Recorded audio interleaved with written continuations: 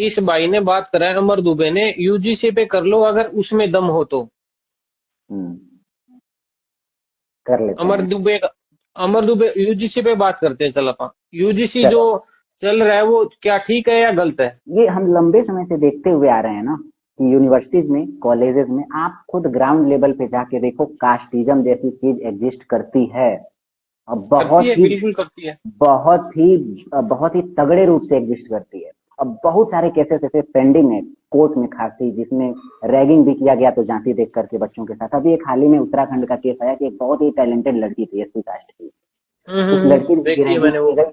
हाँ, रैगिंग की गई और फिर बाद में उसने फांसी लगा लिया था, ऐसा कुछ केस था, आप बिल्कुल सभी को बिल्कुल। पता होगा। तो ऐसे बहुत से केस पेंडिंग है। कोर्ट ने भी, सुप्रीम कोर्ट हो या फिर स्टेट लेवल के जो कोर्ट्स हैं, हाई कोर्ट्स हैं, इन्होंने कई बार गाइडलाइन दिया है गवर्नमेंट को कि आप यूनिवर्सिटीज में, कॉलेजेस में जाति आधारित भेदभाव रोकने के लिए कानून बनाओ।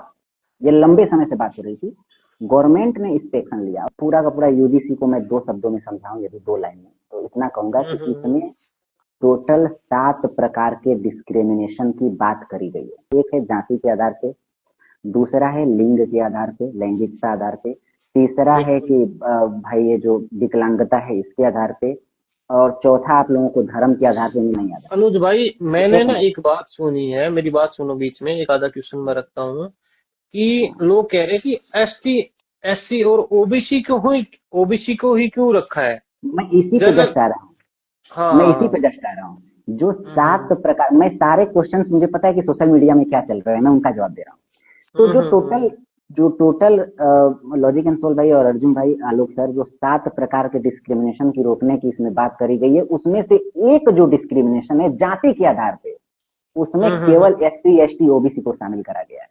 मतलब आप उसको याद शामिल रखो, किया गया है। मतलब याद रखो, 7 प्रकार के डिस्क्रिमिनेशन को रोकने की बात करी गई है। इस 7 में से एक प्रकार का जो डिस्क्रिमिनेशन है जाति का आधार, इसमें जनरल को शामिल नहीं करा गया है। बाकी भी हम्म। 6 प्रकार के डिस्क्रिमिनेशन है, उसमें भी जनरल शामिल उन सभी में है। तो आप ये क्वेश्चन राइज कर रहे हो कि क्या जाति जाति के आधार पर भेदभाव में जनरल को क्यों नहीं शामिल किया जा रहा है? तो फिर कोई ये भी करेगा कि लैंगिक आधार पर भेदभाव को जो रोकने की बात की गई है, उसमें पुरुषों को क्यों नहीं शामिल किया जा रहा है, केवल महिलाओं को क्यों? कोई आके ये कहेगा कि जो शारीरिक यानी कि विकलांगता के आधार पर भेदभाव रोकने की बात करी गई है, उसमें भाई केवल विकलांगों को क्यों शामिल किया गया है, हमें भी शामिल कर लो। जो विकलांग नहीं है उनके साथ भी भेदभाव हो सकता है। समझो, जाति के आधार पे भेदभाव के मेजोरिटी जो केसेस होते हैं वो एससी एसटी के साथ होते हैं, उसके बाद से ओबीसी के साथ होते हैं। जनरल के साथ बिल्कुल 9 के बिल्कुल। बराबर देखने को मिलता है। भाई समझ रहे हो ना? साहब, जनरल के साथ होता ही नहीं है, जहां तक मैंने देखा है हाँ, होता ही नहीं है। होता है जाति के तो आधार पे कहीं नहीं ना कहीं होता वो है, कहते और हैं ना, किसी आधार, और वो किसी कहते आधार हैं पे हो सकता है। वो कहते हैं ना कि गरीबी के आधार पे कर सकते हैं लोग, लेकिन जाति के आधार पे नहीं होता।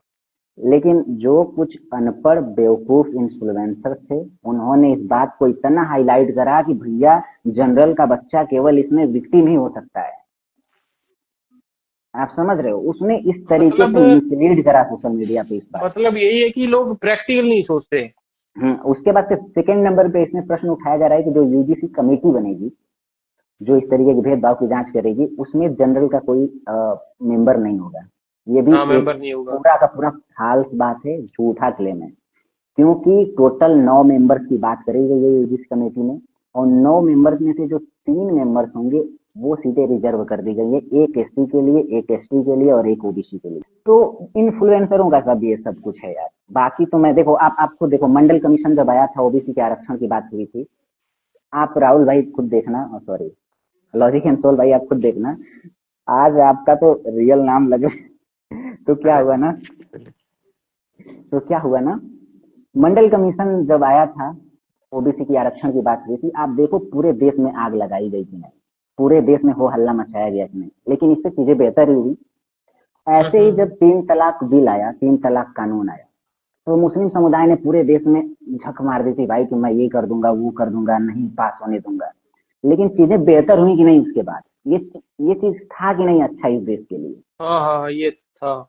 ऐसे ही जब हिंदू कोड बिल लागू हो रहा था, उस समय भी बहुत विरोध हुआ। ऐसा महिलाओं को यदि दे दिया जाएगा संपत्ति का अधिकार, पिता के संपत्ति में, तो देखो परिवार टूट जाएंगे, घर टूट जाएंगे, ये हो जाएगा, वो हो जाएगा।